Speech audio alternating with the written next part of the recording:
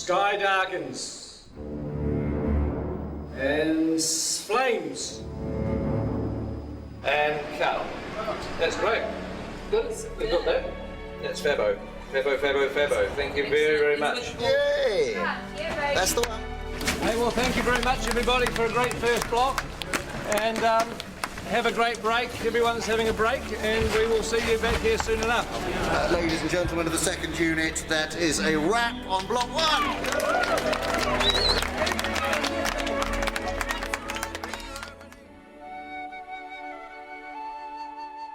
So we're just going to get one more pickup in Bag End. Hello. Yep. Come on. Oh, sorry, hi Pete. Hey Andy, come on in. Just wanted to do one more pickup in here, if that was all right. What's this? Oh, this is the video blog pickup. Yeah. That's right. There you go. End of block 1. But anyway, we just wanted to say hi to everybody because we haven't done one of these video blogs since the beginning of the shoot. God, it feels like a lifetime. Oh. It doesn't, because the first week of shooting we did with Andy as Gollum. Yours is precious, then we eat it. You weren't a second unit director in those days. You were an actor. You were an old-fashioned. And now I've crossed over to the dark side. You've now gone to the dark side. I'm wiped. I'm absolutely, absolutely wiped. It's all yours. Is it? Oh, right, okay. Just give us a good battle. Yeah. Okay. I don't know how you do it.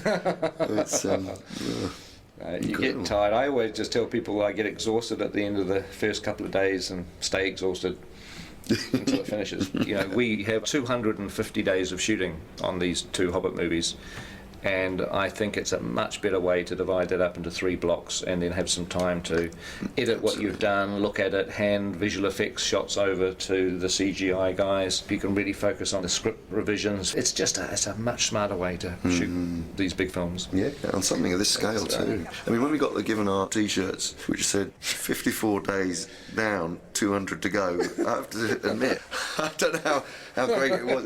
Please wear these. It wasn't exactly a morale-lifting moment, was it? Everywhere you turn on the people's backs was 200 days to go. It's like, oh God, I felt tired before lunch, you know. Good news is that it's over. First day back is Monday the 5th of September. So thank you guys. It's been a pleasure having you with us. What are you guys off to during the break? My wife and I, my lovely wife Aileen, we've got a holiday in the South Island of New Zealand planned. And my lovely, gorgeous wife Nicole and I are just going to work on the house. I'm leaving shortly after talking to you for London, which is a long journey, by plane, and once there I immediately go into production of a play I'm going to do by Eduardo de Filippo. I'm going to America, to Pebble Beach, in a week to play some golf. Work on my tan so that I can really freak the makeup people out when I come back. I'm having a break. I'm having 4 weeks off. Bit of sleeping in. My favourite hobby. First we're going to Australia to see our eldest daughter. I'm going to run a marathon. I'm going to attempt to sort of write and record a bit of a psychedelic sludge rock album. Hitting the fabric shops in central London. I go home to Thailand tomorrow. To Barcelona. To meet Doctor Who fans from Spain. Bali for 11 days. London and Paris to see friends. Manhattan Beach, because it's the closest beach to the airport. I haven't been home for the last 3 years back in Belgium, so my mum is cracking the whip. And then I'm going to Vegas and spend all my hard-earned cash. Do some more swimming and lots of golf. Probably get a little bit drunk, a little bit on a holiday. Oh, I'm looking forward to going back with mates and getting on the drink, where I'm not going to get a bad reputation because they already know what I'm like. And then I'm going back to Ireland to see my family and see some of my mates in Belfast for a quiet little weekend. I hope no one phones me for about 3 weeks at least. Hopefully come back totally refreshed and ready to rock in the next lot. What are you doing on break, Andy? Well, I'm going back home to maybe have a little bit of time off to go on holiday with the family. And then really, before you know it, I'll be back. It's weird because you get to this point when you're at the end of a block of shooting and it sort of almost feels like you're going on vacation, but it's not, because on Monday morning I'm in the cutting room editing, and I've got to have meetings with Alan and John and Dan about designing stuff for the second block, and with Richard Taylor about all the things he has to build. So in some respects I'm back into pre-production again, but also I'm in post-production because I'm editing. Plus we're in production because we're shooting these movies. So it's sort of like being in pre-production, production and post-production all at the same time. It kind of gets a bit screwy. But before I get to do any of that, I've got to jump on a plane tomorrow morning and go location scouting down the South Island. So we'll take some good pictures. Yeah, I will. I'll take some good pictures.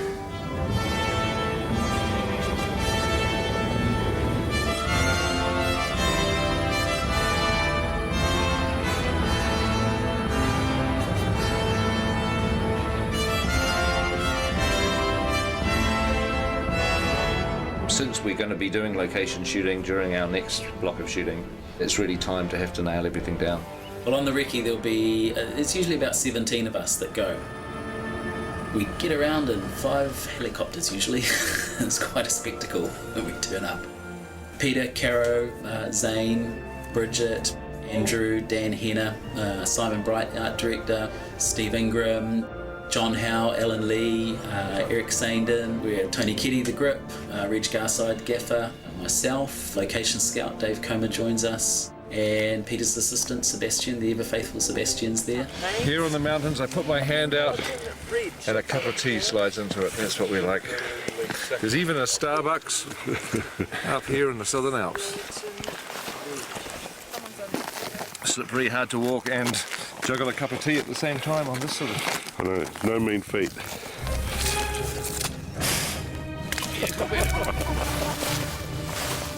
I never come prepared to these things. I always somehow imagine it's going to be dry and warm and nice. At least it's not raining. We'll be not just scouting, which is essentially searching for locations, we're now returning to the locations that we liked, and we're going to start to talk about the logistics. The old thing, by the time you've helicoptered everybody in and then you've got to helicopter them out before nightfall, you're not actually here early morning or late afternoon. No, right, you're during the middle of the day, yeah. Broad daytime.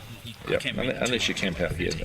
Well, that's just, yeah. On set we are allowing approximately half a rugby field for the essential equipment trucks, and then our marquees, crew parking and also unit-based parking, which is where all our makeup and costume facilities are. If you make a path along the edge of the swamp in this... In essence, we need to create space for 2 rugby fields of equipment. It's weird on locations because you're standing in the middle of a mountain or a valley or some beautiful place, and you're having to figure out, you know, where are we going to put the crew tents? Where are people going to get changed? Where are the portaloos going to go? Because all that stuff has to be where you're not going to want to point the camera. You could have Gandalf and the dwarves sort of running up over this brow here and scurrying, hiding down behind these rocks, and just as they get there you crane up and there's one. The last thing you want to find out in 6 months' time is you're standing on this beautiful mountain and saying, wow, this is exactly the shot I want to do, and you find you've got, you know, 20 portaloos right in front of the camera. That's not what you want to do, so you've got to figure all that stuff out. We've got to keep looking. It's sort of sooner rather than later, isn't it? Yeah.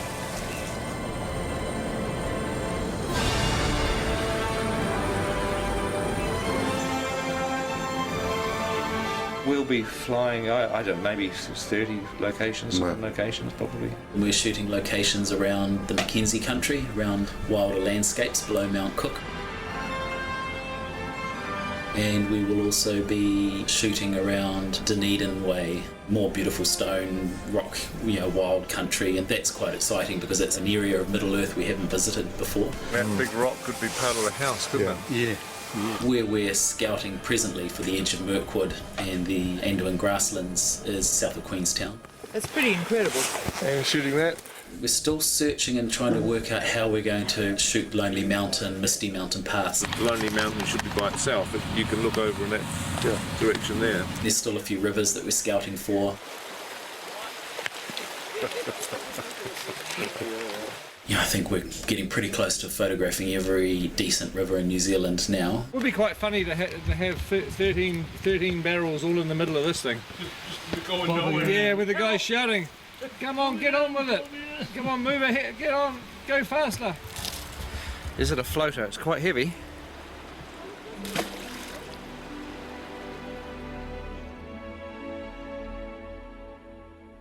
We're going to go to some reasonably remote places. Sometimes places that, you know, very, very few people have seen. There's plenty of New Zealand that we haven't seen yet. I think people think it's such a small country, and Lord of the Rings, we saw so much of it that we must have seen everything, but believe me, we haven't. There's a huge amount of wonderful locations still to come. Quite a pretty spot, isn't it? That's great, it's a great spot. Well, we'll say goodbye for now, and hopefully you've enjoyed this update, and there may well be another one coming during the break sometime, so keep your eye out for that.